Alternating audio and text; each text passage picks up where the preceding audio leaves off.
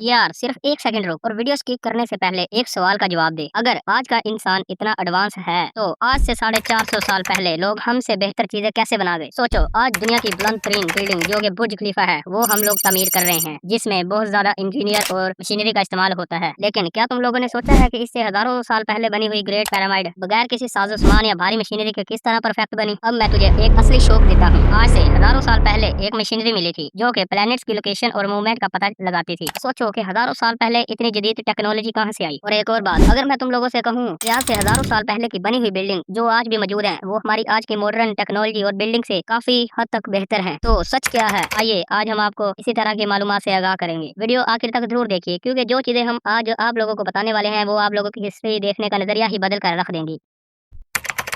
चलें वीडियो को एक एग्जाम्पल से शुरू करते हैं। बुर्ज खलीफा दुनिया की सबसे ऊंची तरीन बिल्डिंग, इंजीनियरिंग का एक मास्टरपीस है, लेकिन इसको बनाने के लिए हजारों इंजीनियर्स लगे और इसके साथ साथ जदीद मशीनरी का भी इस्तेमाल किया गया ताकि इसको एक परफेक्ट शेप देकर बनाया जा सके। अभी इसके दूसरी तरफ देखो, ग्रेट पिरामिड 450 साल पुरानी ये पिरामिड आज भी उसी तरह खड़ी है जिस तरह बनाई गई थी। ये इतनी परफेक्ट बनी है कि नॉर्थ डायरेक्शन को एग्जैक्टली पॉइंट करती है, जैसे कि किसी ने लेजर मेजरमेंट यूज की, जो कि आज के दौर में इस्तेमाल होती है। लेकिन सवाल तो ये है कि उस वक्त तो कंपास भी एग्जिस्ट नहीं करता था, तो उन लोगों ने 450 साल पहले ये बिल्डिंग किस तरह तामीर की और आखिर इसके पीछे की कहानी क्या? अब यहाँ से एक और सवाल पैदा होता है, क्या जिन लोगों ने पिरामिड को बनाया था क्या उनके पास कोई ऐसी टेक्नोलॉजी थी जो आज हमारे पास नहीं है या जिसको हम भूल चुके हैं? अब हम लोग इस टॉपिक के थोड़ा और अंदर जाने की कोशिश करते हैं और इसकी गहराई जानने की कोशिश करते हैं। क्या तुम लोगों ने सोचा है कि जो ग्रेट पिरामिड हम आज देख रहे हैं उसके ऊपर जो पत्थर इस्तेमाल हुआ है उसको इतना एग्जैक्ट किस तरह काटा गया? क्योंकि उस वक्त के लोगों के पास ना तो जदीद मशीनरी थी और ना टेक्नोलॉजी जिसकी मदद से वो लोग पत्थर को इस तरह काट सकते थे। पिरामिड का हर ब्लॉक इस तरह एग्जैक्टली फिट है कि उसके अंदर ब्लेड भी बहुत मुश्किल से जाता है। और एक और अजीब बात, इन पत्थरों का साइज तकरीबन 2 टन से लेकर 70 से 80 टन के दरमियान होता है। लेकिन इसके अंदर सोचने की बात यह है कि इन इतने भारी पत्थरों को इतनी हाइट तक किस तरह पहुंचाया गया और उनको किस तरह वहाँ पर एग्जैक्टली फिट किया गया। आज हम लोग क्रेन के बगैर कोई भी काम नहीं कर सकते और ना ही कोई बाहरी चीज को उठा सकते हैं, तो उन लोगों ने किस तरह उठाया? कुछ माहिरीन कहते हैं कि वो एलियंस थे और उन्होंने अर्थ पर आकर पिरामिड बनाया, और कुछ लोग कहते हैं कि लो सिविलाइजेशन ने पिरामिड बनाया। लेकिन इन सब के पीछे सच क्या है? शायद हम लोग सच को जान नहीं सकते और ना ही वो सच इतना सिंपल है कि उसको जाना जा सके। और सिर्फ इजिप्ट ही नहीं बल्कि साउथ अफ्रीका में माचू पिच्चू को देखो, जो कि एक बहुत बड़ा शहर है और जहाँ के पत्थर इस तरह एग्जैक्टली कट किए गए हैं कि बिना सीमेंट के वो एक दूसरे के अंदर फिट हैं। और जब कोई अर्थक्वेक या कोई और बड़ा जलजला वगैरह आता है तब जो आज हमने मॉडर्न बिल्डिंग से जदीद मशीनरी इस्तेमाल करके बनाई है वो गिर जाती हैं, मगर वो जो 450 साल पहले की टेक्नोलॉजी है वो तब भी खड़ी रहती है और अपनी जगह से हिलती तक नहीं है। आखिर क्यों?